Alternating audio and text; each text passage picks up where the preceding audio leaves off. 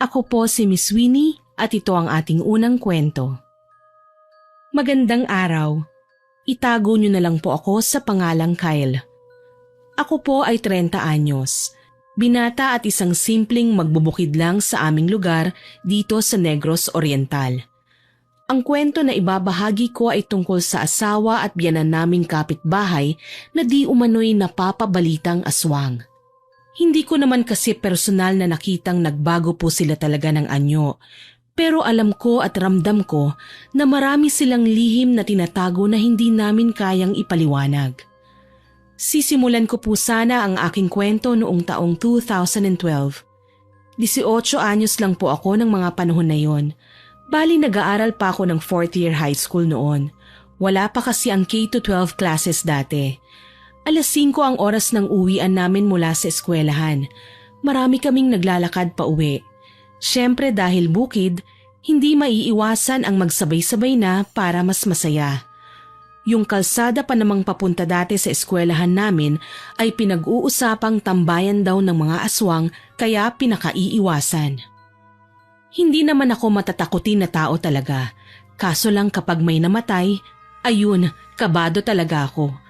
Kung ano-ano na kasi ang nai-imagine ko, lalo na kapag sinasama ako ni nanay na makilamay. Bali sa tabi ng kalsada lang kami nakatira. Yung bahay namin ay gawa sa kawayan ng dingding at yero naman po ang bubong. Wala pa kaming kuryente noon dahil medyo strikto kapag nagpapakabit. Ang daming requirements na hinahanap.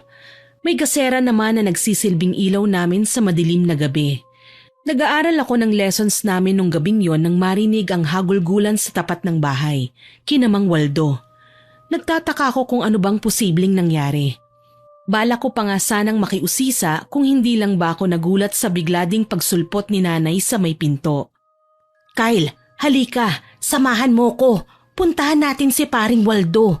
Namatay daw ang asawa niya." Wika sa akin ni nanay. Kaagad kong tiniklop ang notebook ko at itinabi ang ballpen. Mabilis sa 4:00 humawak kaagad ako sa damit ni nanay. Kahit binata na ako, hindi ko na maiaalis sa ugali ang pagiging clingy at malambing kay nanay. Palibhasa, ako ang bunso niyang anak. Nauna na pala si tatay sa tahanan ng aming kapitbahay. Nagulat ako kasi nag-iiyakan sina Grace at Dindo na mga anak ni Mang Waldo. Sa may kawayang sofa naman, nakahiga ang bangkay ng nanay nila. May iilan ding malapit na kaanak doon. Mukhang naunang tawagan ni na Grace kanina. Kami naman kasi ay nasa tapat lang kaya imposible talagang hindi namin malalaman kaagad kung may komosyon sa kanilang bahay. Ang sabi ni Mang Waldo, inatake raw sa puso si Aling Nita. Nadatnan na nga lang nilang nakahandusay ang ginang sa banyo eh. May sugat din sa ulo na malamang yon ang dahilan ng ikinamatay nito. Nakisilip ako sa bangkay at nakita ko parang malambot ito, parang hindi patay. O namamalikmata lang ba ako nang mapansing may onas o katiting ng dahon ng saging na dumikit sa kanyang balat habang pinaglalamayan? Mapera ang mag-anak ni Mang Waldo kaya mabilis na naasikaso ang burol ni Aling Nita. Mga 3 araw lang siyang nanatili sa bahay nila at ipinalibing na kaagad. Pero hindi ko akalaing dito na ako makakapansin ng mga kakaibang bagay na bilang isang butihing kapitbahay ay hindi ko na sana dapat pa binibigyang pansin. Madalas kong makita si Mang Waldo na kumakain sa labas ng kanilang bahay. Ang mesang kainan kasi nila ay nasa bakuran lang. Tsaka may ilaw naman sila kaya maliwanag talaga. Sina Grace at Dindo ay hindi na naglalagi sa bahay nila simula nung namatay ang nanay nila. Balita ko, hindi nila kasundo si Mang Waldo. Likas akong mausisa kaya hindi ko na kailangan pang magtanong. Nakakapagmasid ako. Umakyat ako sa 2 palapag ng bahay namin at nakumpirma ngang karne ang nilalantakan ni Mang Waldo. Malalaking hiwa ng karne. May dinuguan, may prito na atay at nakakadiri lang talagang langhapin dahil hindi man lang siya gumagamit ng bawang. As in malansang-malansa ang amoy na nakakarating sa aking kinaroroonan. Alam ko naman kasi na hindi ko na ito dapat pang pinakikialaman, pero nariyan kasi yung kutob sa ikabuturan ng pagkatao ko na para bang may mali sa kanyang ginagawa. Minsan, naikwento ko kay nanay ang mga napansin ko. Nay, parang may kakaiba dyan sa kapitbahay natin. Parang ang weirdo lang niya. Palagi ko siyang nakikitang kumakain ng karne na siya lang mag-isa. Hindi naman sila nagkatay. Hindi ko din nakitang bumili ng karne sa tindahan. Pinandilatan niya ako ng mga mata at pinagalitan. Ikaw anak ha, kalalaki mong tao, tsismoso ka. Huwag mo nang uulitin yan kung ayaw mong mapabarangay. Tungayaw sa akin ni nanay. Napakamot na lang ako ng ulo ng mga panahong yun. Pero kung dati na pala akong nakakapansin, hindi ko lang lubos akalain ang ganong pangyayari ay mauulit na naman makalipas ang 3 taon. 21 anyos na ako nang maikasal na naman si Mang Waldo sa kanyang ikalawang asawa na pangalanan na lamang nating Lucy. Dalaga si Lucy kahit may edad na, mabait at may magandang trabaho. Isa siyang teacher sa isang public school sa aming bayan. Palangiti, mabait at magalang. Namatsyagan ko ang lahat ng yon, lalo na nung ikasal sila ni Mang Waldo nung lumipat na sila ng nanay niya sa bahay ng lalaki. Nagsama sila bilang isang pamilya, kaso lang hindi sila biniyayaan ng anak. Para hindi naman sila gaanong malungkot, nag-alaga sila ng mga hayop kagaya ng baboy, kambing at baka. Sa pagkakaalam ko ay may 2 kapatid si Aling Lucy na sa syudad nakabase. Nagpupunta ang mga ito kina Mang Waldo tuwing may okasyon. Pinaka naintriga lang talaga ako nung umuwi ako mula sa taniman namin ng mais at maringgan sila na nagtatalo. Unang pagkakataong naranasan ko na may nakaaway si Mang Waldo dahil nga hindi nila ugali na mag-ingay at hindi sila sanay sa iskandalo. Dala ng may pagkatsismoso din ako, pinakinggan ko ang kanilang pagtatalo. Hindi nila ako napansin na lumibot sa mayayabong tanim nilang tubo. Sa pinagtataguan ko, mas malinaw kong naririnig ang kanilang pinagtatalunan. Umiiyak si Lucy na para bang ikamamatay niya ang bagay na yun na pinagtatalunan nila. Bakit naman kasi ganun, Waldo? Sabi ko naman sa'yo itira mo sa akin ang atay ng kambing na pinakatay natin. Bakit nauna mo pang kinain? Inis na wika ni Aling Lucy na sinagot naman kaagad ni Mang Waldo. Sumisinghot-singhot ang babae at mukhang nagpupunas na ng luha. Pambihira, para atay lang ng kambing nakikipagtalo ka sa akin. May iba pa namang partirya na. May puso, may dugo.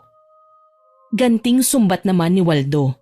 Humikbi na lang si Aling Lucy na binagsak ang pinupunasang plato. Hindi ko alam nung mga panahong yon kung ano ba ang dapat kong maramdaman. Laman loob lang naman kasi ang pinagtatalunan nila. Kung tutuusin, maliit na bagay lang yun na pilit nilang pinalalaki. Kaya naman hindi na din ako nagtagal pa sa pakikinig. Kaagad na akong umalis, lalo na't natatanaw ko si Aling Pasing na nanay ni Aling Lucy na pauwi na rin galing sa taniman nila ng mga gulay. Pagkapasok ko sa bahay, kinausap ko si nanay. Sinabi ko sa kanya ang mga narinig ko.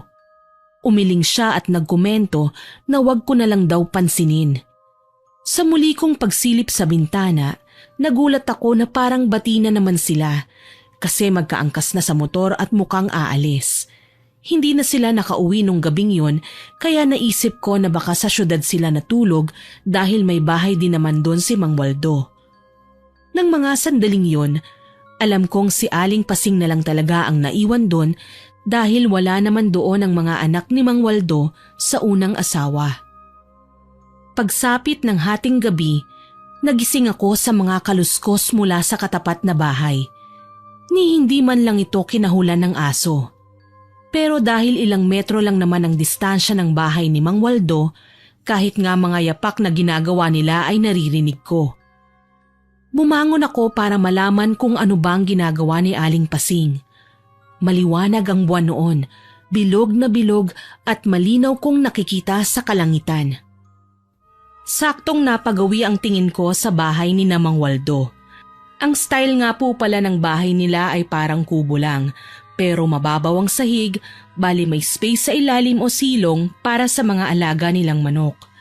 Sa may hagdan, nakita ko si Aling Pasing. Nakadungaw doon sa ilalim. Napakunot noo ako.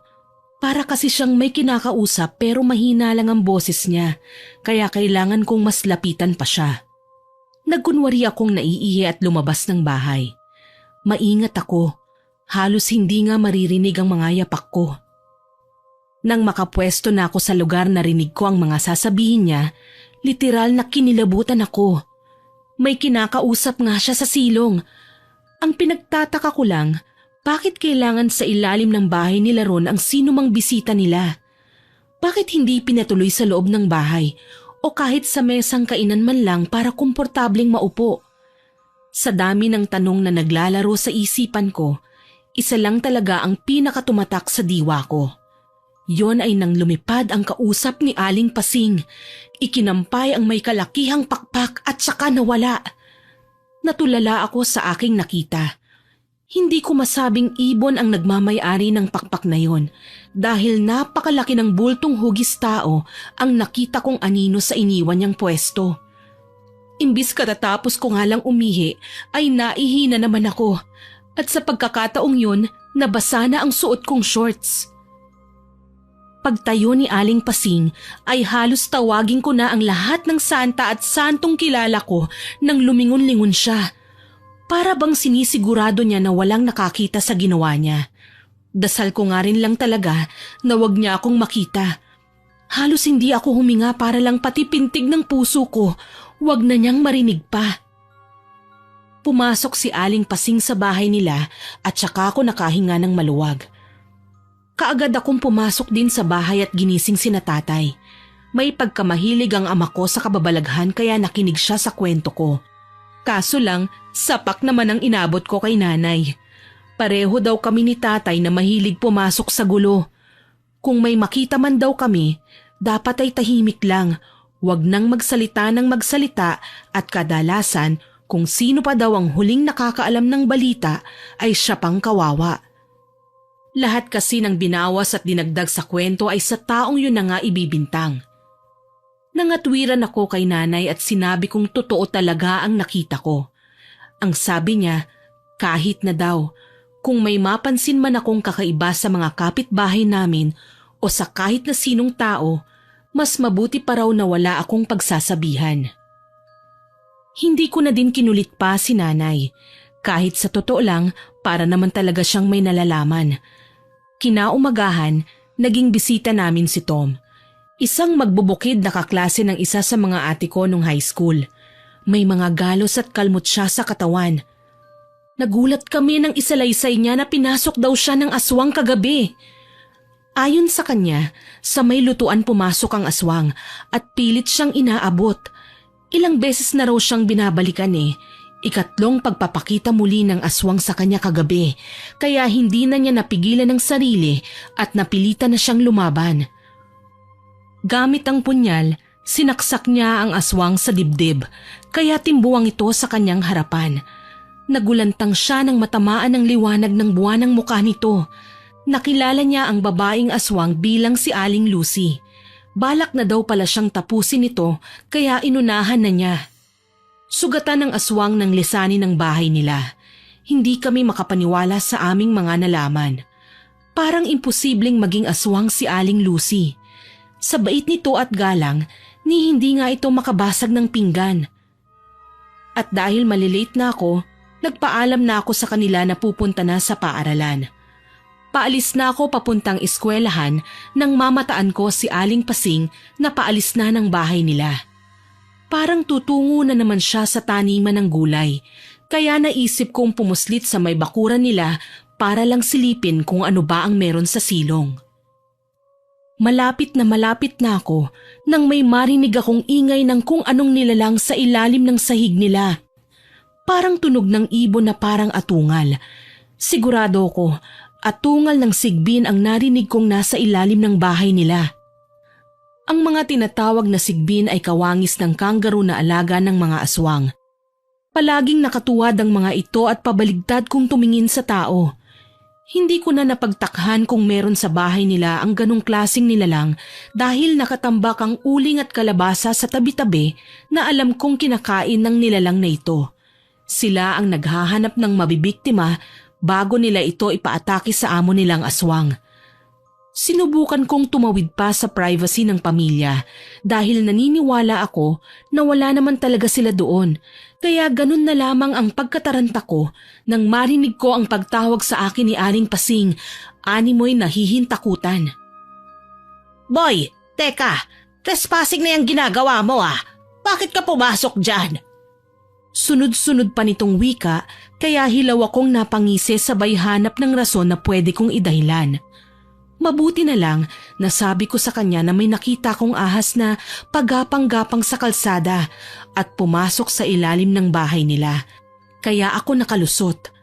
Tumangutango na lamang si Aling Pasing sabay sabing buti daw at hindi ako natuklaw. Ewan ko ba, parang iba naman ang nais niyang ipahiwatig nung mga sandaling yun. Kaya nahihiyang nagpaalam na ako at dumiretso na sa eskwelahan. Hindi ko na nabigyang pansin pa ang pagbukas ng pinto at paglabas ni Mang Waldo na naroon lang pala sa loob at mukhang alam na ang ginagawa ko. Kinahaponan, ibinalita sa akin ni Nanay na patay na daw si Aling Lucy. Basta na lang daw hinimatay habang nagsi-CR sa isang kainan at kailangan daw naming makilamay ngayon dahil wala naman silang ibang makakasama, sina Mang Waldo lang at Aling Pasing. Sa totoo lang, naguguluhan na ako sa mga pangyayari. Paanong namatay ng ganun lang si Aling Lucy? Gayong tingin ko naman sa kanya ay malusog at malakas. Mas lalong sumama nga ang duda ko na aswang nga si Aling Pasing. Ang tanong, alam ba ito ni Mang Waldo?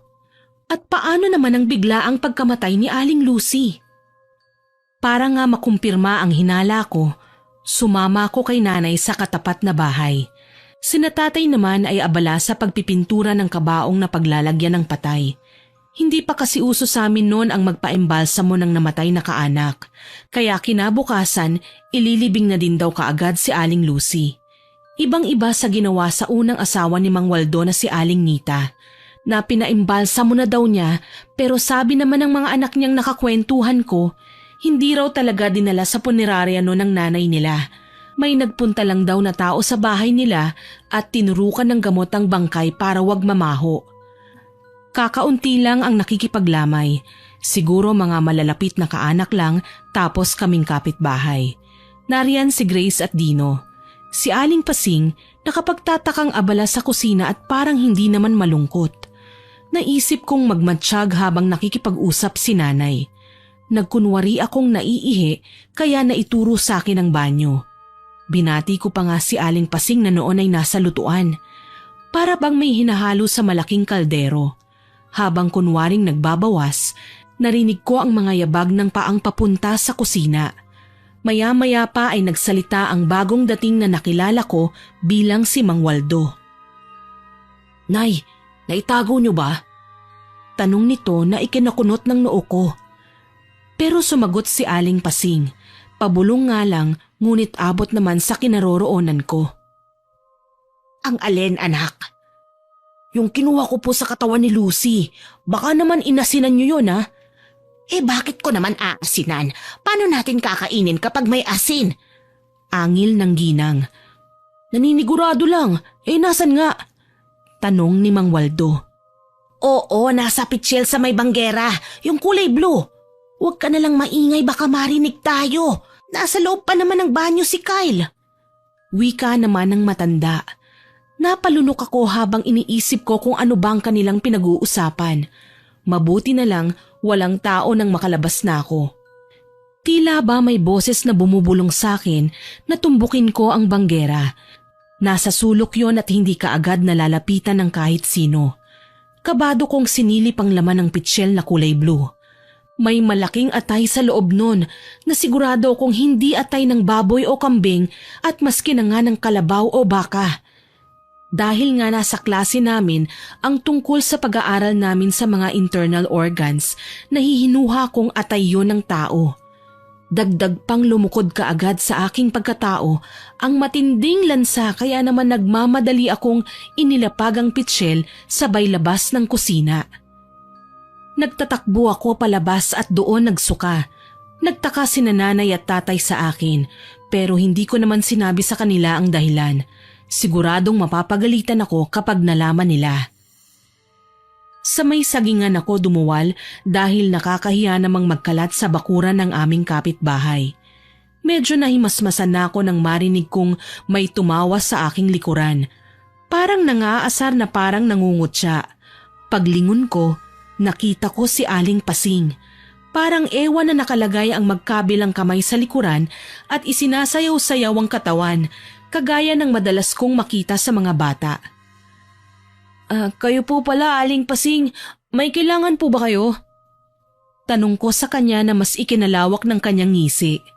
Umiling-iling ang ginang sabay turo sa sagingan sa aming harapan. Wala naman. Napansin ko lang. May kasukat kang katawan ng saging dyan sa unahan eh. Parang inihanda talaga.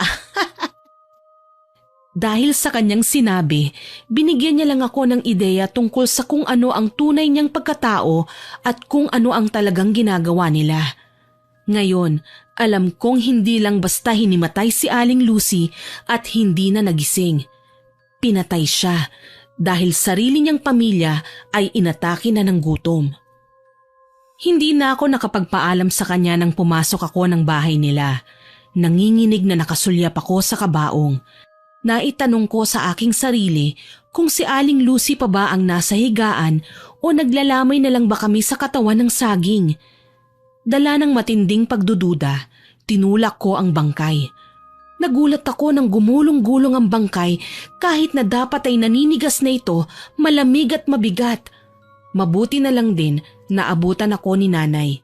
Literal na kinurot niya ako sa singit at hinila ako palayo sa kama. Kyle! Lintik kang bata ka. Ano bang ginagawa mo? Mapapalayas tayo dyan sa ginagawa mo eh. Pinata ka na. Para ka pa ding isip bata. Pati ba naman sa bahay ng iba ay ipapahiya mo ko? Nanggagalaiti nitong wika. Mabuti na lang talaga walang nakakita sa ginawa ko. Pero hindi ko man nasilayan ang lagim na isinasagawang lamay ni Aling Lucy. Isa lang ang natitiyak ko. Hindi na nga si Aling Lucy ang pinaglalamayan namin. Bago pa man may makarinig, pinauwi na ako ni nanay. Natatakot ako sa aking natuklasan kaya nakipagmatigasan ako na uuwi lang ako kung sasama siya o si tatay. Tsaka hindi ko sila pwedeng iwanan sa bahay ng magbiyenang aswang. Kinabukasan nga, nailibing na kaagad si Aling Lucy. Walang umiiyak o nalulungkot.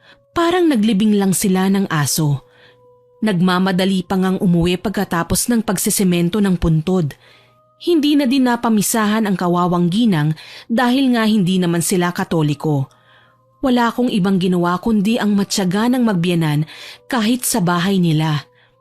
Kagaya ng nangyari nung namatay ang unang asawa ni Mang Waldo, nakita ko na naman siyang may kinakain. Malalaking hiwa ng karne. Hindi ko naman nabalitaan na nagpakatay sila katulad ng madalas na ginagawa nila. Hindi ko din nakita na kumakain ng malalaking hiwa ng karne ang lalaki sa ibang okasyon pero bakit napaka-timing naman yata ng pagkain niya ng ganun. Hindi naman siguro nila kinatay si Aling Lucy na sana talaga wag na wag nilang gagawin kahit wala na ito. Hindi ko pa naman makakalimutan ang sinabi ni Aling Pasing na may kasukat akong katawan ng saging sa likod ng bahay nila. Wag na wag siyang magkakamaling saktan o galawin man lang ako. Kinumpronta ko si nanay kahit ilang beses na niya akong napagsabihan. Sa bandang huli, napilitan siyang magtapat na usap-usapan daw sa bayan ang pagiging aswang ng magbiyenan. Ang totoo niyan, hindi pa man na ikakasal sina Aling Lucy at Mang Waldo ay aswang na daw talaga si Mang Waldo at ito pa ang pinagdududahang pumatay sa asawa nito.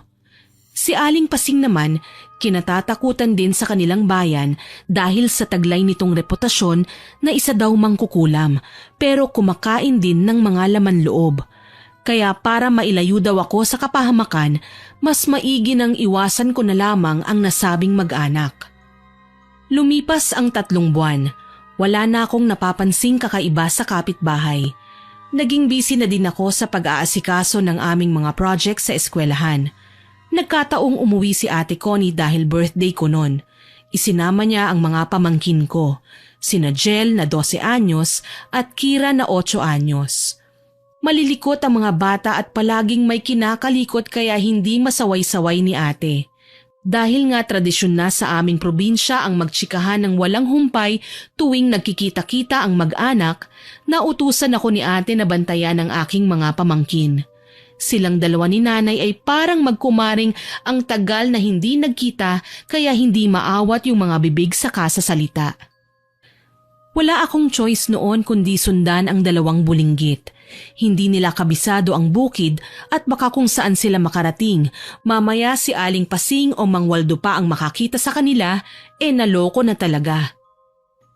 Binabantayan ko lang sila sa may kalsada habang naglalaro ng tinda-tindahan. Mga tuyong dahon yung ginagawa nilang pera, tapos mga basura ng binili naming mga biskwit, lata at noodles ang kunwaring paninda nila. Nagbabasa ako noon ng libro nang maulinigan ko ang boses ni Aling Pasing kaya napaangat ako ng tingin. Kinakausap niya ang mga bata. Hilaw akong napangisi sabay kamot sa aking ulo at sumabat na nga ako sa kanilang usapan. Aling Pasing, mga pamangking ko ho yan. Wika ko na ikinatango naman ng matanda. Natutuwa lang ako, iho. Ang tataba kasi ng mga pamangkin mo. Wika nito kaya napamulagat ako. Kahit matanda na si Aling Pasing, nagulat talaga ako nang masaway ko siya. Sinabi ko na wag niyang pinupuri at pinagmamasdan ang mga pamangkin ko dahil baka mabati. Alam kong wala na siyang ibang sinabi pero nagulat ako nang umatungal ng iyak si Kira kaya napilitan akong tumayo at kinarga siya. Dinala ko papasok sa loob sabay tawag kay Jel na pumasok na din kaagad. Kinagabihan, nilagnat ng todo si Kira. Nagkagulo kaming lahat dahil nagkumbulsyon ng bata at hindi naman alam ni Ate Connie ang gagawin. Aniya, bigla naman daw ang pagkakalagnat ni Kira. Tapos may itinuturo daw itong kung ano sa bubong kaya ganun na lang ang pagkataranta ni ate. Sabi niya, ganito din daw ang nangyari sa pinsan ni Aling Lucy sa syudad na kapitbahay nila. Nilagnat ng husto si Aling Emma matapos kausapin ni Aling Lucy. Matapos ang usapang yun, nagwala na raw ang dalaga. Palagi nitong isinisigaw na nakita niya raw na nag-transform ang pinsan niyang si Lucy at naging aswang. Kaso lang, hindi raw kinaya ng katawan ni Lucy ang pagkayanggaw kaya ayun, namatay. Kinilabutan talaga ako sa nalaman ko. Napakarami ng alalahanin ang gumugulo sa isipan ko. Pero nang mga sandaling yun, galit na si tatay. Hawak ang itak, lumabas siya ng bahay at hinamon ng aswang. Wala naman kaming kasiguraduhan kung sinong aswang ba ang gumagambala kay Kira. Pero hindi naman kami papayag na saktan niya ang kung sino man sa mga pamangking ko. Kumuha ko ng asin at sinundan si tatay. Nagulat na lang ako nang maabutang may dumadaluhong na sa kanya. Isang nilalang na may malaking katawan at maitim na balat. May mahahabang kuko at magulong buhok. Kahit sa dilim, nakikita ko ng malinaw ang nanlilisik na pula niyang mga mata. Marahil yun na nga ang aswang. Pasigaw akong lumapit at sinaboy ang asin na hawak ko. Umatungal ang aswang pero hindi yun sapat. Parang ang nangaasar lang ang aswang at hindi man lang nasaktan. Nataranta ko nang makitang sinakal niya si tatay. Hindi ko alam kung ano ang nakain ko at pinangalanan ko ang aswang. Ang sabi ko, Aling Pasing, magkapit-bahay tayo. Wala naman sanang traiduran. At binitiwan ng aswang ang tatay ko. Umangil ang aswang at ako naman ang kanyang binueltahan na hindi naman siya nagtagumpay. Sa halip, nagawa kong gumulong ng daluhungin niya ako. Kaso lang, dahil mas malakas nga sa akin ang aswang, nagawa niya akong kalmutin. Hindi nagustuhan ni tatay ang nangyari sa akin, kaya kaagad niya akong tinulungan. Ilang beses niya ding hinampas ng itak ang aswang na nakakagulat lang dahil hindi man lang ito tinatablan. Ang kapal ng balat ng hayop na to! Angil ni tatay at kinuha ang kanyang langis na sabi ay pangontra daw sa mga aswang. Binuhos niya ito sa mukha ng nilalang kaya napasigaw ito. Nakita ko nang umalis ang aswang para sana tumakas. Kaso lang, may isa na namang dumating at pinuntiryang kalabanin ang umatake sa amin. Base sa nakikita kong bulto ng katawan nito ay isang lalaki ang aswang ang dumating. Para kaming nakakita ng palabas sa telebisyon ng tila ba mga hayop na nagbubungguan ang mga aswang at nag-uungulan. Kahit na pareho silang nakakatakot, alam kong ipinagtatanggol kami ng aswang na bagong dating. Umatras kami kaagad at nag-impake. Walang naiwan sa bahay nang magdesisyon kaming dalhin sa albularyo si Kira. Iniwan namin ang dalawang aswang na nagpapatayan at halos hindi na kinilala ang isa't isa. Kahit naman kasi nasaan yung aswang sila, alam namin na sila ay walang iba kundi ang magbiyanan na si Mang Waldo at Aling Pasing. Pagdating sa albularyo, tinawas kaagad si Kira. Tama nga ako, may kinalaman ang aswang sa pagkakalagnat niya. Binalak daw palang kunin ng aswang ang aking pamangkin dahil kinurot-kurot na daw ito ng aswang. Hintakot kong kinausap si Kira na noong mga sandaling yun ay nagkamalay na. Sabi niya, totoo daw na kinurot siya ni Aling Pasing. Mataba raw kasi siya at makinis. Tapos kasya daw siya sa kaldero nila. Yon ang dahilan kung bakit siya umiyak dahil natakot siya. Sinigundahan naman ni Jel ang sinabi ng kapatid. Sabi pa nga daw ni Aling Pasing, ang saya daw siguro ng buhay nila kung palaging may dumarating na matatabang batang gaya nila. Baka raw hindi na nila kailanganing lumipad para lamang mabusog. Sobrang kinilabutan ako sa aking mga nalaman. Idagdag pa ang impormasyong ibinahagi sa amin ni Tom noong nakaraang buwan at ang mga nakita ko maging ang kinwento ni Ate Connie. Kumpirmado ngang mga aswang ang kapitbahay naming magbiyanan. Humingi kami ng advice kay Mang Agustin na isang albularyo sa kung ano ba ang pwede naming gawin. Aniya, hindi namin kayang labanan ang mga aswang kung wala kaming yamyam o orasyon kaya mas mabuting palayasin na lang daw namin ang mga ito kesa makapambiktima pa. Pinagmasdan ni tatay si Mang Agustin na animoy may dalawa itong ulo. Para naman kasing ang daling gawin yun, nauna pa nga yatang tumira si Mang Waldo sa lugar na yon kesa sa amin eh. Aniya, hindi na daw namin gagamitan ng pilitan o puwersahan ang pagpapalaya sa kanila. Ang magagawa lang namin, maghanap ng bugok na itlog at parmesan daw ito ng badyaw o biga. Isang klase ng halamang may pagkakahawig sa gabi. Makating-makati raw ang halamang ito na walang sino man ang nanaising makahawak man lang dito. Kailangang ibaon namin ang mga yon sa loob ng bakuran nila. Kapag naisagawa na namin ang lahat ng maayos, subukan lang daw naming makiramdam at totohanan daw ang gagawing pag-alis ng dalawa sa kanilang tinitirhan.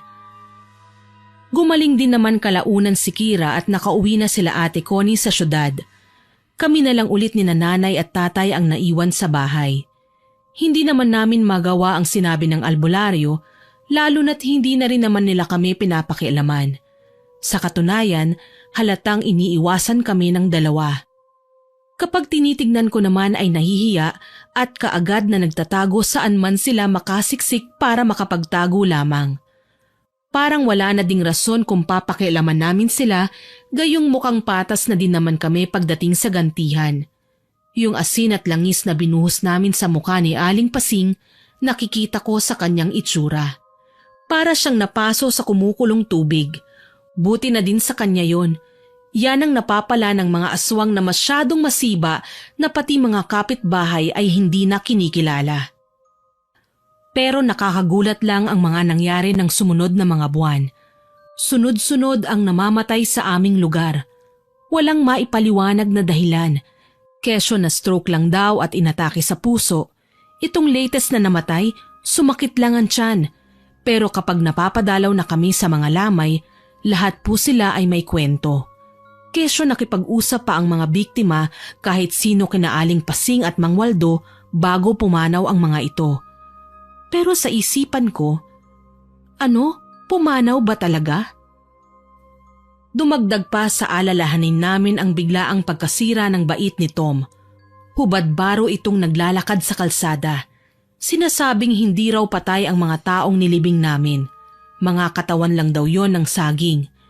Ang tunay na mga katawan ay nakagapos sa madilim na taguan ni na Aling Pasing sa ilalim ng lupa. Isa-isa raw kinakatay kapag nakakaramdam na sila ng gutom. Naaalarma kaming lahat noon. Sino ba naman ang hindi? Lalo na't sa gabi ay ilang beses na bumabangon si nanay dahil para daw siyang may naririnig na umiiyak o humihingi ng tulong sa katapat na bahay.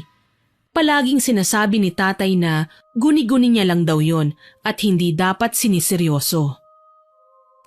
Ang kaso lang, mas tumindi ang hinala namin na may kinalaman nga sina Aling Pasing at Mang Waldo sa mga nangyayari dahil madalas namamataan ang lalaki sa madidilim na bahagi ng tulay o sa kalsadang likuran na tinatawag naming sangangdaan. Palagi siyang may dalang blade at itak. Minsan napapaisip ako, bakit madalas siya doon tuwing hating gabi? Tsaka aanhin ba niya ang blade? Doon ba niya itinatago ang mga biktima nila pagkatapos tagain? Halos wala na kaming matinong tulog sa tuwing may nasasagap na balita kami sa labas. Kaya muli akong nakipagkita kay Mang Agustin at tinanong sa eksaktong panuto kung paano gagamitin ang badyang at bugok na itlog. Hindi alam ni nanay at tatay ang hakbangin kong ito at wala na akong balak pa na ipaalam. Baka kasi pigilan pa nila ako at masira ang mga plano ko. Mabuti na lang hindi naging maramot ang matanda sa pagpapaalam sa akin ng tamang instructions. Sa katunayan, binigyan pa niya ako ng orasyon na sinulat sa papel na hindi ko na raw kailangan basahin, pero isasama sa paglilibing ng mga bugok na itlog at halamang badyang para mas epektibo ang gagawin ko. Kinaumagahan, hinintay ko nang umalis si tatay papunta sa bukid. Si nanay naman maglalaba raw kaya nagkunwari akong masama ang pakiramdam kaya hindi na niya muna ako pinilit na patulungin. Pasulyap-sulyap ako sa bintana at nakitang paalis ang magbiyanan pasakay ng motorsiklo. Mukhang pupunta sila sa bayan para mamili ng mga gamit sa bahay. Tamang-tama na walang makakakita sa gagawin ko. Sa dami ng tsismis na nakarating sa amin na si Mang Waldo raw at Aling Pasing na lang ang nagkatuluyan, walang masasagwa pa sa kaalaman namin na sila ay kumakain ng tao at pareho silang nagkasundo na piliin ang maging aswang. Ito lang talaga ang pinakaayaw ko dahil hindi pala totoo ang kasabihang mas maigi ng may kapitbahay na aswang kesa sa magnanakaw. Dahil ang aswang pala kapag kumati ang lalamunan, dadaluhong na lang bigla para may maipantawid gutom sa kumakalam na tiyan. Nang masigurado kong ako na lang ang naroon ay kaagad kong tinawid ang distansya ng bahay namin papunta sa bahay nila.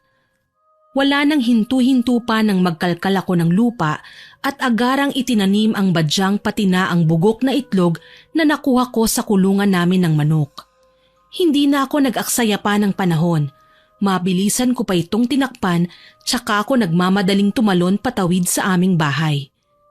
Kinakabahan at pawisan akong nakahinga ng maluwag. Akala ko talaga mahuhuli na ako.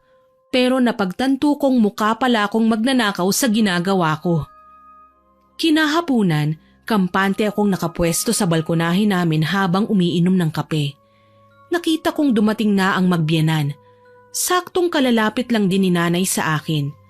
Siya man ay nagtataka na makitang balisa ang dalawa habang palakad-lakad sa bakuran. Parang may hinahanap. Napangisi ako. Ang nailibing kong bugok na itlog ang hinahanap nila. Yun ang alam ko. Pero nakahalo ito sa mga halaman nila kaya hindi nila yun mabunot kaagad. Nagdududang tumingin sa akin si nanay. Tinanong niya ako kung may kinalaman ba ako sa nangyayari pero ngumisi lang ako. Si tatay na alam na ang nangyari ay nakipag-apiran na lang sa akin sabay sabing napakatapang ko raw para gawin ang sinabi sa akin ng albularyo.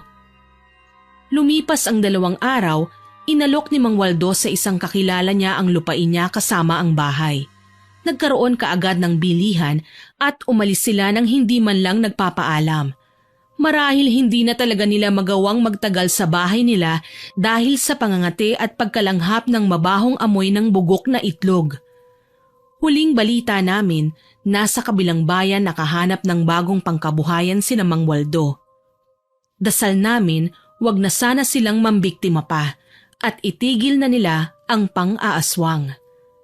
Hanggang dito na lamang po, maraming salamat sa pakikinig at more power po sa inyong channel. Heto naman po ang ating ikalawang kwento. Magandang araw po. Ako si Elena, 34 anyos, isang tindera ng isda dito sa aming lugar sa Bai City. Isa po akong byuda. Ang kwentong ibabahagi ko po sa inyo ay nangyari noong 3 taon na po ang nakakaraan. Bali ang trabaho ng aking yumaong asawa ay tricycle driver po. Tapos nag-aaral pang pareho sa elementarya ang 3 kong anak. Maayos naman ang buhay namin kahit minsan may mga pagkakataong talagang nasasaid ang budget namin sa pang-araw-araw. Ito ang dahilan kung bakit kailangan naming kumayod. Dahil maraming gastusin sa eskwelahan kahit elementarya pa lamang. Maraming projects at kung ano-ano pang expenses na kailangang pagkagastahan sa bahay at personal na pangangailangan. Kasama ko sa pagtitinda ang aking nanay na itago na lang natin sa pangalang Aling Danya, 59 anyos, biyuda at nakatira na din sa aming bahay. Aminado po ako na kahit pa noong pagkatapos ng kasal namin ng aking asawang si Banjo ay hindi na talaga sila magkasundo ni nanay. Madalas silang magbangayan at magparinigan. Lalo na't itong nanay ko ay hindi talaga papatalo sa debatehan at paangasan ng katwiran. Ang mahalaga lang naman, lagi akong nasa tabi nila para mapagsabihan sila at mapigilan sakali man na magkapisikalan. Hindi ko naman magawang pagsabihan ng medyo maaanghang din ang aking nanay kapag sobrang naiimbierna na ako sa away nila.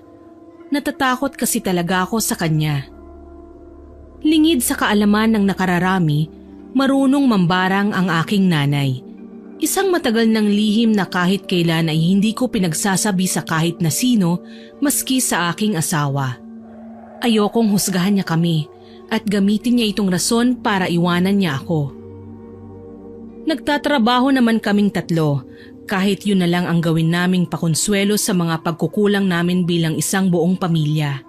Isa pa, kapag may kinikita si nanay sa kanyang pangungulam, ibinibigay niya sa akin para may panggastos ang mga apo niya sa eskwelahan. May maipambabayad kami sa kuryente, tubig at pwesto namin ng isda sa palengke. Ang problema nga lang itong si Banjo. Kapag nalalasing po kasi siya, madalas kaming nagkakagulo. Nagwawala siya at nagpaparinig ng kung ano-ano kaya nga nagagalit ako sa mga kasamahan niyang naglalasing. Baka kung ano-ano na lang ang pinagsasasabi nila sa asawa ko para masira ang mood nito. Isang araw, nagsara kami ng pwesto ni nanay ng maaga. Sabi ko sa kanya, sosorpresahin namin si Banjo kasi kaarawan ng asawa ko. Pumayag naman siya at hindi na nagsalita pa ng marami. Basta ang alam ko, mahal ako ni nanay at suportado niya ako saan man ako masaya. Namili kami sa isang malaking tindahan ng mga ihahanda. Kumuha ko ng spaghetti, pangmaha blanca at pansit. Gusto ko kasi na kahit minsan man lang maging espesyal ang araw na ito para sa kanya. Habang nakapila sa counter, nakita namin ang asawa ng kumpare ni Banjo. May mga binili rin. Nagkabatian kami sabay na patingin siya sa mga pinamili ko.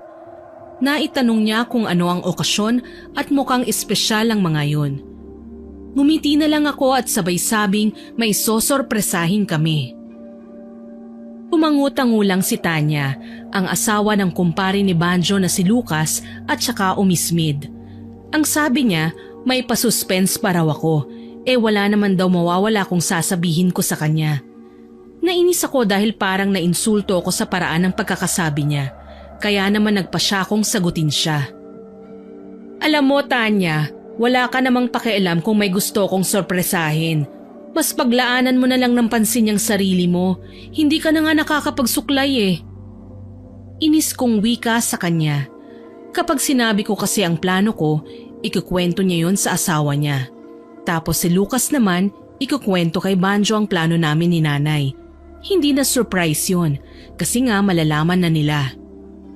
Umirap sa akin si Tanya at nauna kaming iniwan. Nagmura si nanay at masamang tinitigan si Tanya pero pinigilan ko na lang siya kaagad. Sinabi ko na hayaan na lang niya ang babae. Nagpatuloy kami sa pamimili at sinundo pa ang mga bata sa eskwelahan. Pagdating sa bahay, naging abala kami sa pagluluto. Hindi ko alam na noong mga oras na yon, kinukwento na pala ni Tanya kay Lucas at Banjo ang maling impormasyon para lang mag-away kami ng aking asawa.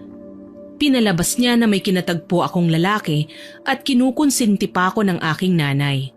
Narinig ito ng kaibigan kong si Ada kaya kaagad niyang ikinuwento sa akin ang lahat. Naku Elena, hindi ka dapat nagtitiwala sa Tanya na yan. Ang galing humabi ng kwento. Biro mo, sinabi niya sa asawa mo na may kinakatagpo kang lalaki at binilhan mo pa raw ng groceries. Sumbong niya sa akin. Todo tanggi ako sa mga paratang ni Tanya dahil hindi naman totoo. Gayunpaman, nataranta ko. Alam ko kung paano magalit si Banjo. Nagwawala yon at kung minsan, napagbubuhatan pa ako ng kamay. Hinawakan ako ni nanay tsaka niya sinabi na dedepensahan niya ako dahil hindi naman daw yon totoo. Umalis kaagad si Ada nang makarinig ng kalansing sa gate. Dumating na si Banjo. Abot-abot ang kaba ko at lihim na nagdarasal na sana wag na siyang mag-iskandalo. Kaso lang, sinalubong niya ako ng isang malakas na sampal. Walang iya ka, Elena. Nagtatrabaho ako ng marangal tapos ipanggagastos mo lang sa lalaki mo. Ang kapal ng mukha mong gamitin ang perang pinaghirapan ko sa kalandian mo. Nanggigigil niyang wika. Nabigla ako sa bilis ng mga pangyayari kaya hiningal ako sa tindi ng emosyon. Hindi totoo yan. Yang nakuhanan mo ng peking balita, makati lang talaga ang bibig. Mas naniniwala ka sa mga tsismosa ha, ganun ba? Galit na galit ko ding wika sabay tulak sa kanya. Nagsimula nang mag-iyakan ang aming mga anak na nahintakutan sa naging reaksyon ng tatay nila. Maging ang ilang kapitbahay ay naiskandalo at nakiusyoso sa ingay na likha namin. Nang mga sandaling yun, wala na akong ibang nais gawin kundi ang ingudngod ang nguso ni Tanya sa kalsada. Galit na dinuro ako ni Banjo, sa kanya sinabing kahit kailan hindi raw sinungaling si Tanya. Kaya nga sila namuhay ni Lucas nang hindi nag-aaway, na malayo raw sa gulo dahil mabuti at mabait daw ang kumari niya. Halos masuka ako sa pandidire dahil sa lahat ng sinabi niya. Itinanggi ko ang lahat ng yon pero dinamay pa niya si nanay at sinabing kinukonsinti raw ang kalandian ko. Kinakampihan pa niya ang babaeng inggitera at walang ibang trip sa buhay kundi ang manira ng pagsasama ng iba. Umiyak ako at galit na sinabi kay Banjo na umalis kami ni nanay dahil nais namin siyang sorpresahin sa kaarawan niya. Na hindi ko sinabi kay Tanya ang balak ko dahil mas lalong sisirain ni Tanya ang plano ko at hindi na ito magiging sorpresa pa. Sa halip na mahiya at humingi ng tawad, binalibag pa niya ang kawayan naming sofa tsaka umalis.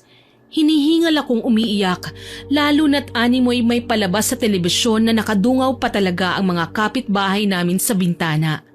Inasikan ko silang lahat at saka sinabing tapos na ang palabas kaya magsilayas na silang lahat.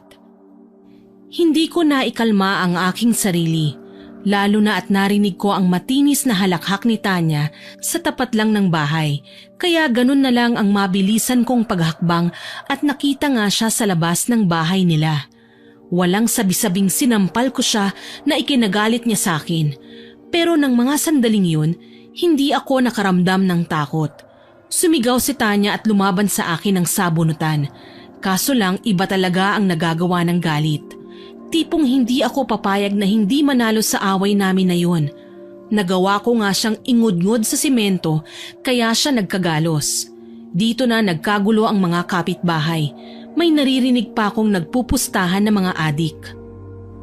Natataranta naman na lumabas si Lucas at dinaluhan ng kanyang asawa. Tinulak niya ako kaya ako naman ang natumba sa semento. Sakto naman na nakita ni nanay ang nangyari kaya tinulungan niya ako. Nilapitan pa niya si Lucas at makailang beses na binayo sa dibdib. Walang yaka! Sinaktan mo ang anak ko! Singhal ni nanay pero binalya siya ng lalaki sabay dinuro. Rendahan mo yung anak mo nang hindi makapanakit ng iba. Away nilang mag-asawa nang dadawit pa ng iba. Wika niya kaya tumayo ako at galit na binato ng tsinelas ang asawa niya. Nang dadawit? Ang asawa mong may makatiyang dila ang dahilan ng pag-aaway namin. Tapos ngayon kami pa ang sisisihin mo? Ikaw ha, Tanya, kung may delikadesa ka, bakit kailangan mong gumawa ng kwento? Walang yakang babae ka? Hindi na ako magtataka kung dumating ang araw maging kabit ka ng iba. Ang lakas mong gumawa ng kwento, kaaawaan kang talaga. Gigil na gigil kong wika sa kanila. Hinila na ako ni nanay noon at pinagpepiestahan na raw kami ng mga tao. May nagbabayaran na nga ng pustahan dahil alam nila kung sino ang mananalo. Kaya naman tumigil na rin ako at hinayaang nagsalita si nanay. Kung ayaw nyo naman pala ng gulo, iwasan nyo ang gumawa ng kwento. Mamaya niyan magsugat yung bibig nyo sa kada dada. Wika niya at hinila na ako papasok sa bahay. Iyak lang ako ng iyak noon, lalo na't hindi umuwi si Banjo buong gabi. Ni hindi ko alam kung saan siya nagpunta o kung sino ang mga kasama niya. Maging si nanay ay hindi ko napigilan ng magpunta sa kwarto niya. Magpapahinga daw siya ng maaga, pero duda ko talaga kung yun nga ba ang gagawin niya. Basta ang alam ko, nakatulog ako sa labis na sama ng loob at nagising ng madaling araw sa sigaw na nangyayari sa kapitbahay. Nagwawala si Tanya dahil na-stroke daw si Lucas. Kinailangan na dalhin sa ospital ang lalaki kaya ginising ang ibang kilalang kapitbahay. 3 sa mga kalalakihan ang tumulong. Dinala daw sa ospital kaagad ang lalaki. Hindi ko na alam ang nangyari dahil bandang 7:00 ng umaga ay nakauwi kaagad sina Tanya at Lucas. Ayon sa nasagap kong balita, hindi raw pwedeng i-confine sa ospital si Lucas dahil walang findings ang doktor. Base sa check-up na ginawa sa kanya, ay wala namang kakaiba sa kanya. Ito ang dahilan kung bakit pinauwi sila. Hindi makapagsalita si Lucas. Namagaraw ang dila nito ayon kay Ada na pasimpleng tsismosa din naman. Natawa ko kahit papano. Nasabi ko pa, buti nga sa kanila. Sabi naman ni Ada na instant karma daw ang mga etsyosera kong kapitbahay.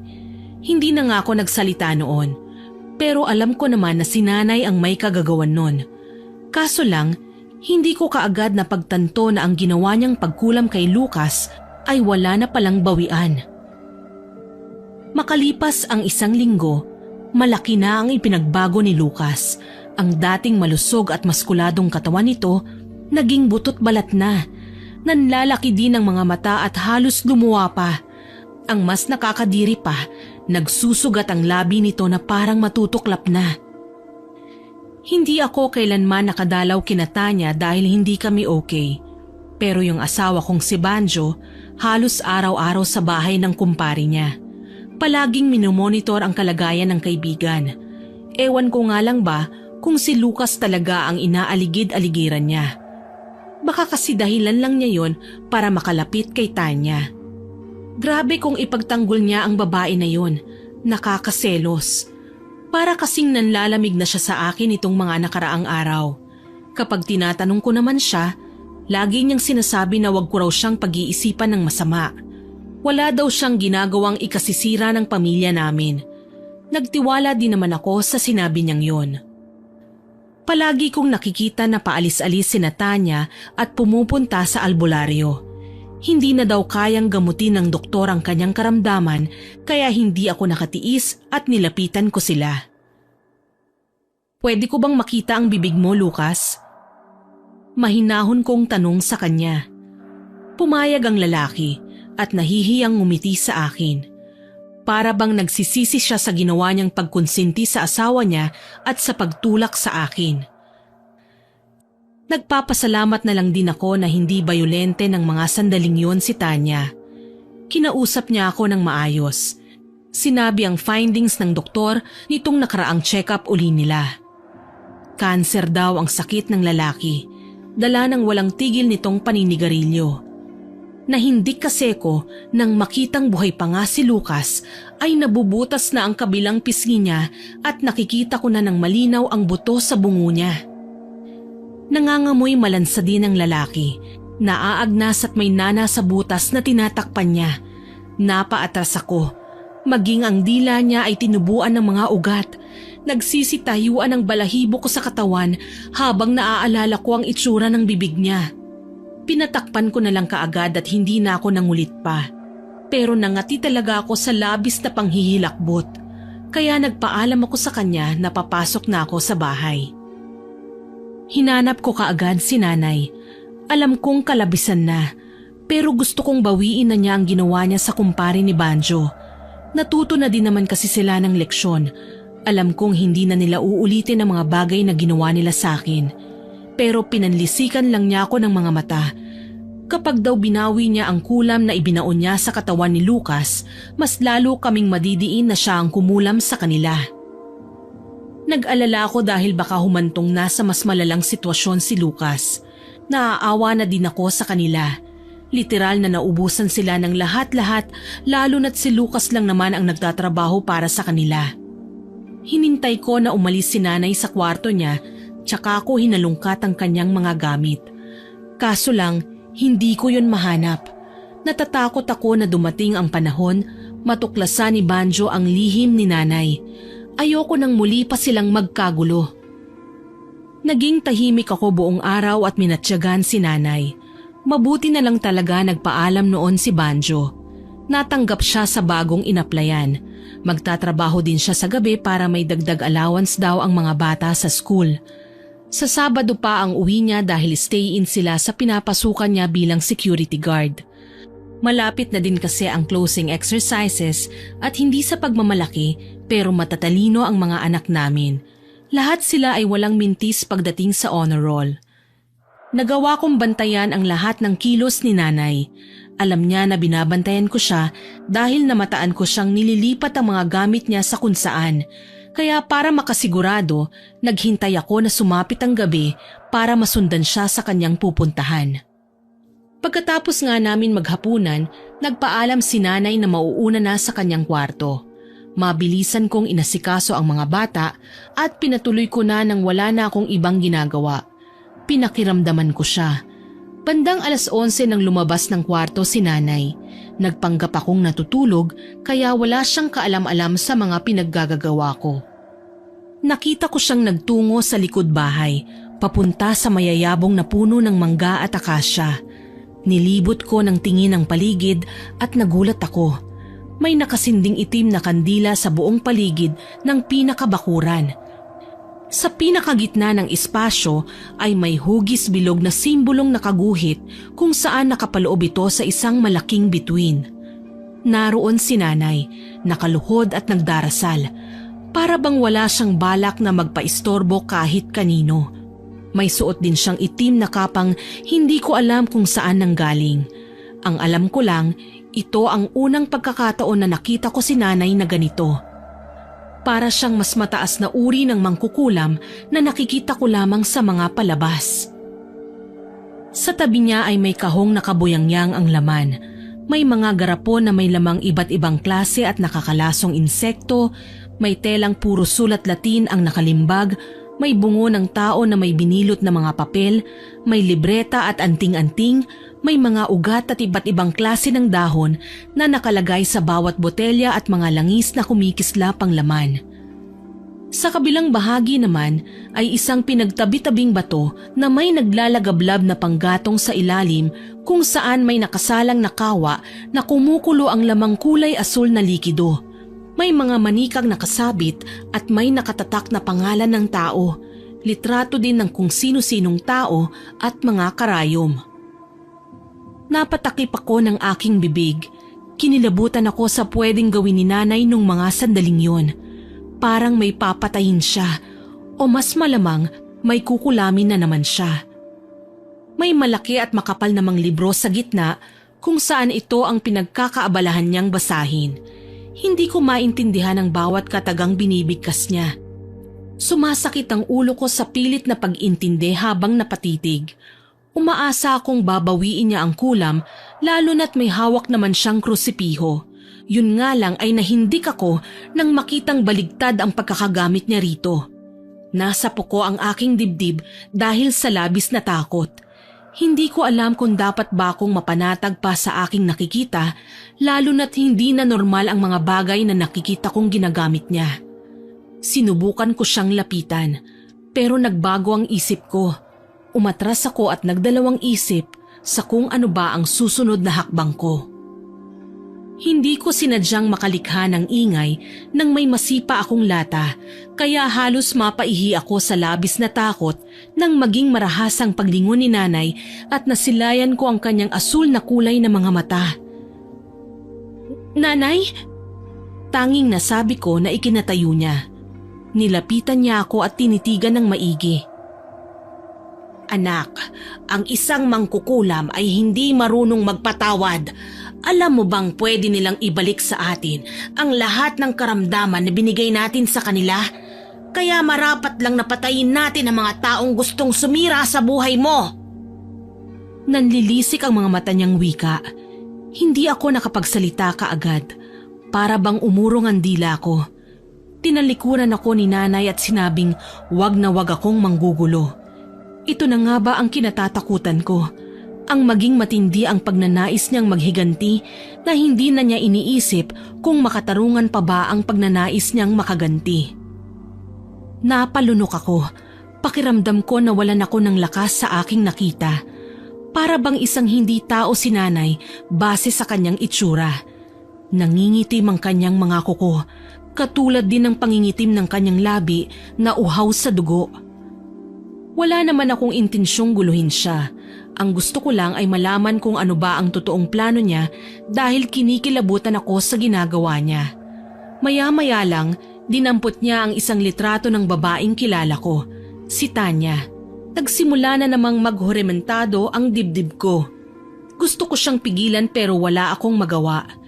Nakapikit ang mga mata ni nanay habang hawak niya ang librong kulay itim at paulit-ulit na binibigkas ang mga salitang tila bahangin lang ang nakakaintindi.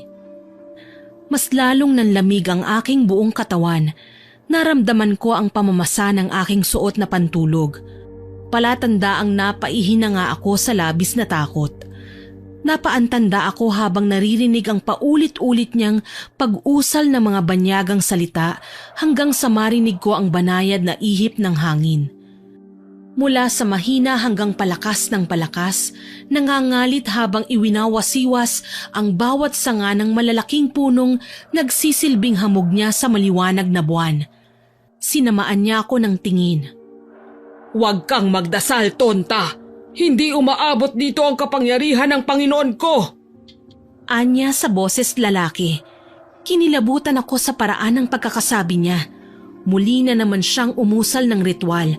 Bawat kataga ay nagdala ng kakaibang kilabot na nagpatindig ng aking balahibo. Napansin kong dumilim ang paligid nang takpan ng makakapal na ulap ang liwanag na dapat sana ay hatid ng bilog na buwan. Kasabay nun, namatay at muling nagsindi ang mga kandila kahit wala namang gumagalaw. Nanginginig sa takot na tutup ko na ang aking bibig habang pinagmamasdan siyang dinampot ang makinis na punyal na yari sa kung anong klaseng diamante at iginuhit ang talim nito sa kanyang palad. Napapikit ako ng mariin nang makitang pumatak ang kulay pulang likido sa litrato at librong magkatabi. Sa pagkakataong ito, hindi lang si Lucas ang binigyan niya ng karamdaman, pati na si Tanya. Nagkagulo nga kinabukasan sa aming kalye, kagaya ng inaasahan. Nagising kami na may mga tumubong butlig sa katawan ni Tanya. Mas masahol pa sa nakuhang karamdaman ni Lucas. Ang kanyang braso at hita ay nagsugat-sugat at halos hindi na makitaan ng matinong balat. "Tulungan niyo ako! Maawa naman kayo, ayoko ng ganito. May nararamdaman na nga ang asawa ko, pati ba naman ako magkakaroon din ng ganito?" Umiiyak niyang wika kaya hindi ko maiwasang aluin siya kahit na alam kong hindi ko dapat ginagawa. Tahan na, Tanya. Walang may gustong mangyari niyan sa'yo. Kung gusto mo, tutulungan kita. Sabi ko subalit tinulak lang ako ng babae. Itigil mo na nga ang kaplastikan mo, pwede? Alam ko naman na ikaw ang may kagagawa ng kamalasan sa pamilya ko eh. Baka nga ikaw pang nagpakulam sa amin. Singhal nito sa akin. Hindi makapaniwala na napatingin ako sa paligid. Nagsisimula na akong titigan ng mga tao kaya naman gayon na lang ang takot na aking nadarama. Paano na ngayon kapag mas nagtagal pa ang pagsasalita ni Tanya, baka may masabi siyang magsisilbing dahilan para kamuhian ako ng mga tao. Napapahiyang tinalikuran ko siya at pumasok sa bahay. Nakita ko si nanay na aliw na tinititigan ako. Sabi niya, nakita ko na ang hinahanap ko. Ako ngayon ang pinagbibintangan na mangkukulam, kaya paano raw niya bibigyan ng pagkakataon ng mga taong nais akong saktan? Umiyak ako at nagkulong sa kwarto buong araw. Hindi ko man lang pinansin si Ada na binabalitaan ako ng kung ano-anong nasagap niyang balita sa labas.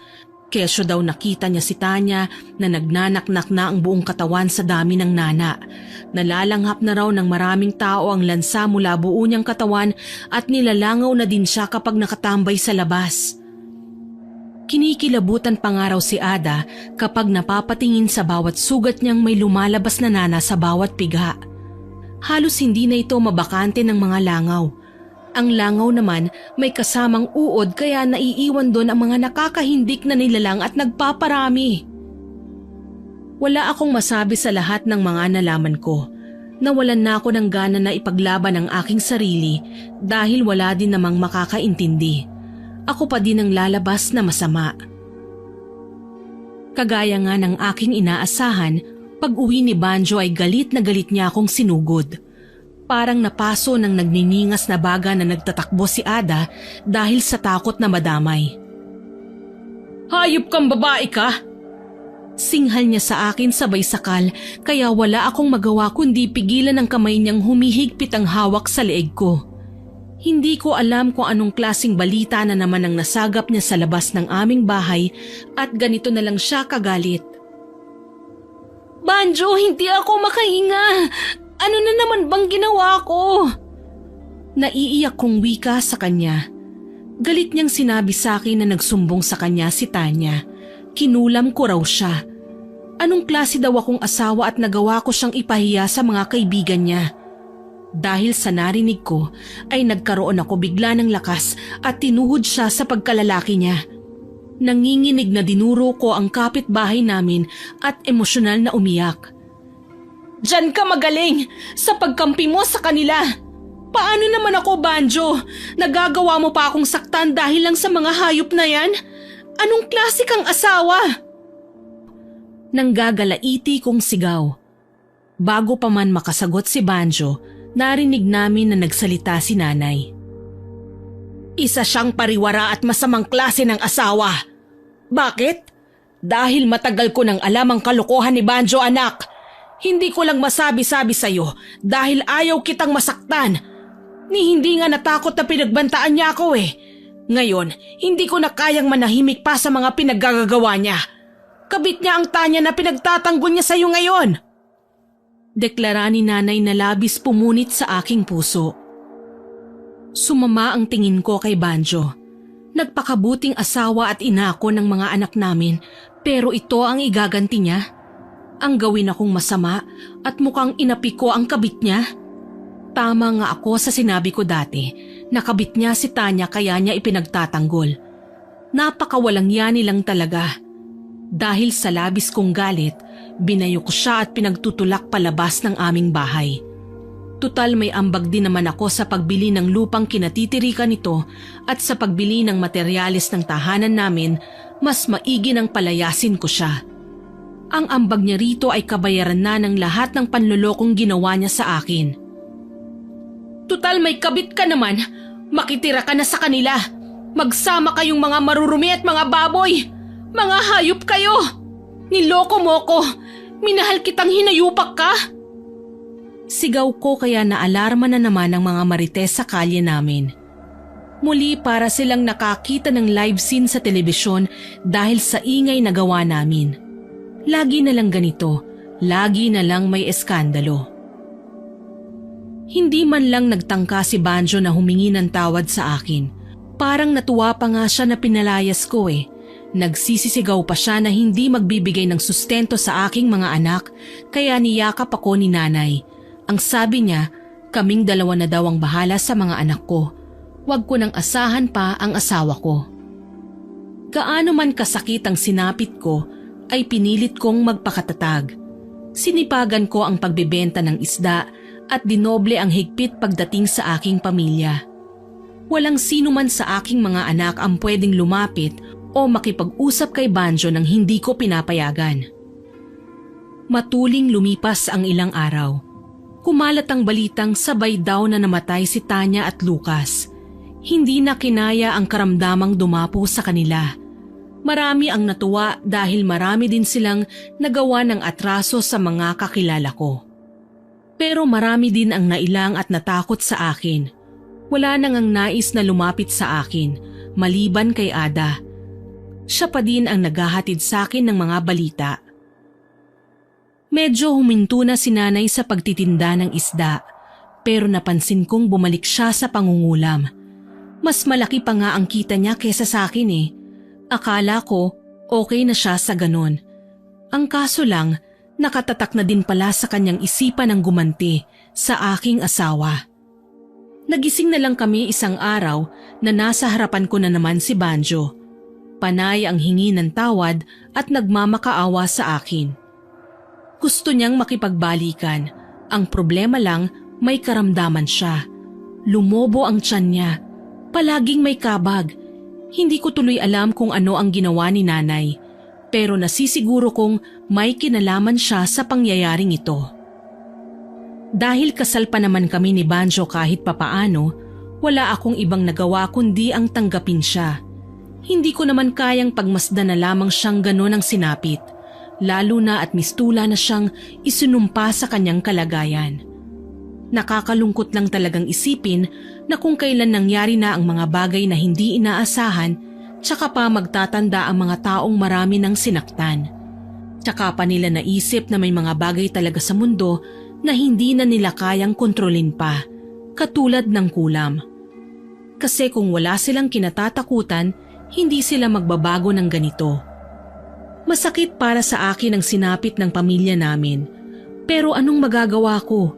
Ito na yata ang nakaguhit sa aming kapalaran. Ayun nga lang, isa sa mga nagdurusa ay ang mga anak ko. Umuwi sila sa bahay ng hapong yon na umiiyak, nagtatanong. Kinukutsa raw sila ng eskwelahan, dala ng may mga kaklase silang kapitbahay din namin. Pinag-uusapan raw sila ng mga mangkukulam. Tapos, iniiwasan na daw sila ng mga kalaro nila sa takot na baka mapagdiskitahan daw nila ang mga ito. Sa totoo lang, nasasaktan ako para sa mga anak ko. Hindi sila dapat ang nagsasuffer. Hindi sila ang dapat na nahihirapan. Pero anong magagawa ko? Nangyari na ang nangyari. Siguro naman may magagawa pa ako para ayusin ang mga bagay-bagay. Sinubukan kong dalhin sa albularyo ang aking asawa. Humingi ng kahit na anong advice para sa ikagagaling niya. Nakakatatlong albularyo na nga akong nalapitan pero iling lamang ang tangi nilang nagagawa. Malakas daw ang mambabarang na kumanti sa aking asawa. Kung magagawa ko lang daw na mapalambot ang puso niya, baka may pag-asa pa. Hindi ko alam kung ano ba ang tumatakbo sa isipan ni nanay dahil ilang beses ko na siyang nakitang gigil na gigil sa kanyang ginagawa. Para bang natutuwa pa siya. Muli akong naghalungkat sa silid ni nanay nang minsang umalis siya. Marami akong nakitang bagay na hindi na dapat tinatago doon dahil nga nagpupunta sa loob ang mga anak namin. May mga pangalan at litrato ng taong kailangan niyang pahirapan. May mga listahan ng mga taong papatayin na talaga sa tulong ng kulam. May mga taong nakadepende ang matatanggap na kulam ayon sa kasalanan. Nabaghan ako. Hindi ito ang pinangarap kong buhay namin ng pamilya ko. Kaya naman sobrang nasasaktan ako sa mga nangyayari. Kaya nang sandaling yon, nagpasya akong sunugin ang mga bagay na nagpapalakas ng loob ng nanay ko. Panahon na din naman siguro para siya ang disiplinahin ko. Ayokong mabuhay gamit ang perang bayad sa pagpatay sa ibang tao gamit ang pangkukulam. Tinipon ko ang mga ito sa likod bahay at sinilaban. Sa ganoong sitwasyon ako naabutan ni nanay. Halos isumpa niya ako sa aking ginawa. Pero buo na talaga ang loob ko. Tatapusin ko na ang kanyang kasamaan. Nagwala si nanay at pinagtatapon lahat ng halaman na maabot ng kanyang tingin. Wala siyang pinipili, pati mga paso ay pinagbabasag niya, kaya maging si Banjo na noon ay nasa salas, napasilip sa kung ano ang nangyayari sa amin. Napaiyak ako nang magpalipat-lipat ang tingin ni Banjo sa mga gamit na sinunog ko. Wala pa man siyang sinasabi, pinagtapat ko na ang lahat ng nalaman ko. Sinabi ko sa kanya ang kakayahan ni nanay na kahit wala pa ang mga sinunog ko ay magagawa niyang makapanakit ng tao. Napaatras si Banjo. Akala ko nga magwawala siya at magagalit sa akin. Pero napaiyak ako sa kanyang sinabi. Inay, halos masira na ang ulo ko sa kaiisip kung sino ba ang taong may malaking galit sa akin at nagawa akong bigyan ng ganitong karamdaman. Pero ngayon nalaman ko, wala akong ibang hiling kundi sana mapatawad niyo ako. Hindi ko sinasadya na minsan naging masama. Hindi po ako perpekto at nakakagawa ako ng kasalanan kahit hindi ko naisin. Sana mapatawad niyo ako ni Elena. Wika niya sabay na paiyak. Hindi ko natiis si Banjo. Mahal ko siya sa kabila ng lahat pero hindi si nanay. Pinanlisikan niya lang kami ng mga mata, sabay sabing hindi raw libre ang kanyang kapatawaran. Mas lalong hindi ako sang-ayon sa kanyang ginawa. Ang Diyos nga kayang patawarin kahit na ang pinakamasamang tao sa mundo siya pa kaya? Tunay na nilamon na nga siya ng puot at kadiliman. Inalalayan ko si Banjo at hinayaan ng magpahinga. Sinabi ko sa kanya na ako na ang makikipag-usap kay nanay. Kaso lang sa hindi inaasahang pangyayari, umungol sa labis na sakit si Banjo. Sinapo niya ang tiyan niya kaya nagulantang ako. Takot ako na baka may mangyari ng masama sa kanya. Muli kong binalikan si nanay at pinakiusapan na tama na. Tigilan na niya ang kanyang ginagawa. Pero hindi niya ako pinakinggan. Sa katunayan, mas naging doble ang paglaki ng tiyan ni Banjo. Ni hindi na siya nakakapagsalita. Ang mga anak naman namin ay wala noong sandaling yun na ipinagpapasalamat ko na din dahil hindi nila makikita kung gaano kahirap ang sitwasyon ng kanilang ama. Mapait nang umiti si Banjo sa akin, sabay sabing mahal niya ako. Nasinagot ko naman at sinabing mahal ko rin siya. Hindi ko alam, huli na pala yun. Walang ano-ano, sumabog sa aking harapan ang katawan ni Banjo. Nangamoy lansa ako, lalo na't halos masiraan ako ng bait nang magkalat sa aking muka at sa ibang parte ng aming bahay ang lamang loob ng aking asawa. Hindi ako makapaniwala sa mga nangyari. Nagkalat ang buhangin sa kung saan na mukhang siyang ginamit ng aking ina para pahirapan si Banjo. Ni hindi ako nakapagpakawala ng palahaw, natulala lang ako sa aking mga nakita. Gustuhin ko mangsakta ng aking ina, wala na. Tapos na ang lahat. Hindi ko na maibabalik si Banjo sa dati dahil wala na siya. Kung sana hindi na ako nagdrama pa nung araw na nalaman kong niloloko ko ni Banjo, hindi ito mangyayari sa kanya. Kung sana hinayaan ko na lang sila ni Tanya na harap-harapan akong pagtaksilan. Kasi kahit ako naman talaga ang nasaktan, malinaw na ako pa din ang magdadala ng konsensya. Hindi ako matatahimik hanggat nabubuhay ako. Kumalat sa aming lugar ang pagkamatay ni Banjo. Sa edad kong 31, nabiyuda na kaagad ako. Simula noon ay wala nang sino man ang nais na mapalapit sa akin, maging si Ada. Naisip niya Nagawa ko raw kulamin ng sarili kong asawa, paano pa kaya siya na kaibigan ko lang? Literal na nasira ang buhay ko sa mga nangyari. Pero anong magagawa ko? Ganun na ang tingin nila sa akin. Nagpa siya akong lumipat ng tahanan. Malapit pa din sa dati naming tinitirhan pero nasa kabila ng kalye. At least kahit alam ng mga tao ang pinagdaanan ko, hindi naman nila ako ginugulo. Hindi nila ako pinakikialaman. Mas tahimik na ang buhay ko ngayon. May mga gabi na lang na hindi kayang iwaglit sa isipan ng mga nangyari kina Tanya, Lucas at Banjo. Minsan dinadala nila ako sa panaginip. Humihingi ako ng tawad sa kanila. Nagmamakaawa na itigil na nila ang pagpapakita at panggagambala. Ngunit may mga panahon talagang kung kailan nais ko ng mamuhay ng normal ay hindi ko magawa. Sumama sa akin sa paglipat si nanay at ipinagpatuloy niya ang kanyang pangungulam. Hindi ko na siya tinangkang pigilan pa. Ang mahalaga sa akin, malinis na ang konsensya ko at hindi ko kailanman kinukonsinti ang mga pinaggagawa niya. Hanggang dito na lamang po, maligayang Pasko at manigong bagong taon sa ating lahat. Hanggang dito na lamang po, maligayang Pasko at manigong bagong taon sa ating lahat. Naway nakapulutan niyo ng aral ang aking binahaging kwento. Ako po si Miss Winnie na nagpapasalamat sa inyong pakikinig.